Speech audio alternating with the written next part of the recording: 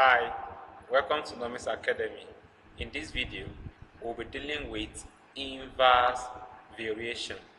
Inverse variation. So let's get to write that.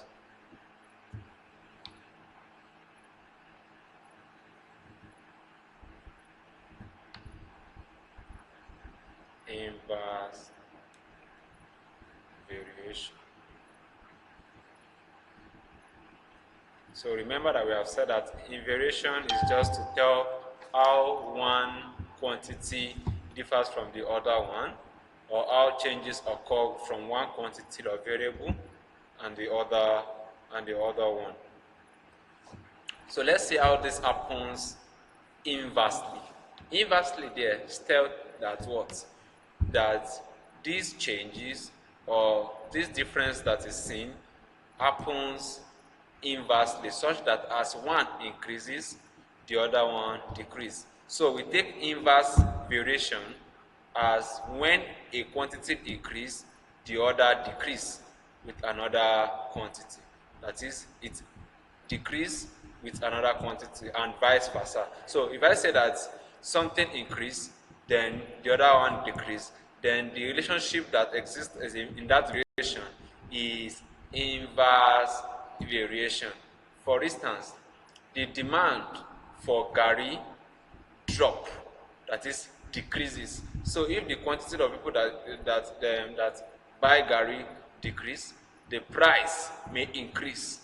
So if the price increase, maybe the price of garri is now 500,000 naira per cup.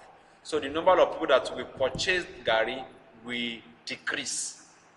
So increase in the amount tell the decrease in the number of people that will buy that thing. Such relationship is what we call inverse variation. So mathematically, inverse variation can be expressed mathematically. Inverse variation is 1 all over. 1 all over. For instance, let's say x is inversely proportional to y, then x will be written like this. So this is inverse, 1 all over. So by the time this proportionality is removed, it becomes x equal to k multiplied by 1 all over y. So where k is the constant that occur within the two quantities, between the two variables. So by the time we check this out, we have x equals to k over y, so that k is equal to x, y. So this is how to find constants with inverse variation. So let's take some examples on inverse variation. Let's take example number 1. Example 1 says, if y varies inversely as the square of m, find the constants. Find the constants. So it's as simple as what I just did in the previous one. So let's have to find the constants. If y varies inversely as the square of m, so y, that is into the solution now.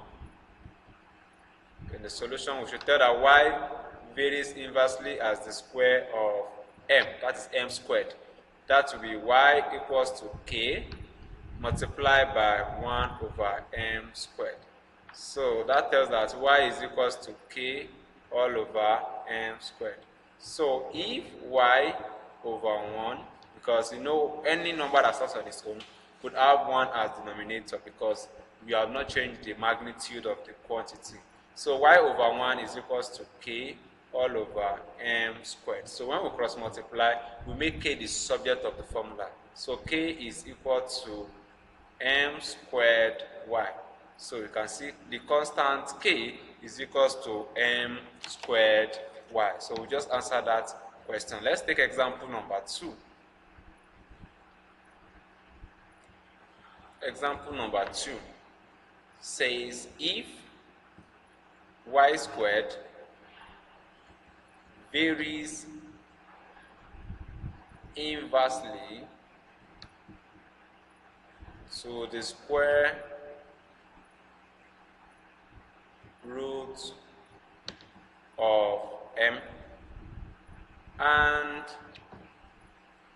y is equals to 2 when m is equal to 4. The question says find y when m is equal to 16. So they told us a relationship that occurred between m and y squared, and they told us that m was 4 when y was 2. With the relationship that was stated earlier, find the value of y when m becomes 16. So in dealing with calculations on variations, just like the previous video you've watched on direct variation, there is need to know the constant that occurs in that variation, in that changes that occur. Then we cannot tell the probability, or we cannot tell what y would be when we are given another magnitude of m. So let's get into the solution. So say y squared varies inversely as the square root of m, that is 1 all over m square root of m.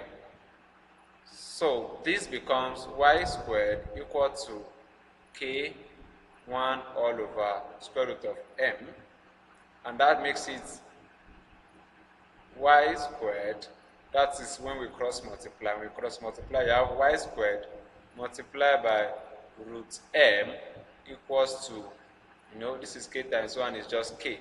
So we have k as the numerator here, and we have 1 here. K times 1 is just k, and that is the constant. So the constant k now is equals to y squared. What is the value of y? Y is 2. So we just say 2 squared multiplied by the square root of m. The square root of m is square root of 4. So k is equal to 4 raised to the power of 2. 2 raised to the power of 2 is 4. Multiplied by the square root of 4 is 2. So k is equal to 8. So what is constant is 8. Now let's now find y when m is equal to 16. So now that we've gotten the constant that will occur, so we'll now take y squared is equals to k all over 1 over m